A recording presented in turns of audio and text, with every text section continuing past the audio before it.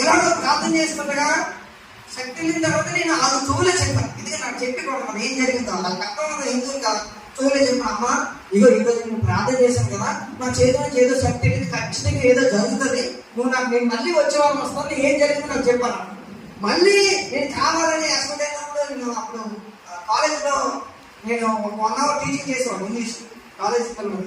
So అప్పుడు వెళ్ళి మాట్లాడితే సార్ అప్పుడు ఏం చెప్తున్నాడు, అయ్యారు చిన్నయ్య అసలు మీకోసం చాలా అద్భుతమైన సాక్ష్యం అండి, నేను నీకోసం వెయిట్ చేస్తున్నాను అసలు. అమ్మ ఏంటందమ్మా నాకేం టెక్స్ట్ కదా ఏంటైందని అడిగితే, అయ్యారు మీరు ప్రాక్టీస్ చెప్పారు కదా, నా సోలో చెప్పారు కదా త్వరగా మోసం చేసి కన్నడ వేయాలని, దానికి ఏం ఆపరేషన్ లేకుండా స్వస్థ అయిపోయింది. హాస్పిటల్ డాక్టర్లు ఆశ్చర్యపోయారట, ఎంత మంచి కార్యం జరిగిందని చెప్తుంది. నా పిల్లలు చూడలేదు సార్. చూడండి దేవుడు ఎంత అద్భుతం చేశాడు. త్వరగా మోసం చేసి ఎంత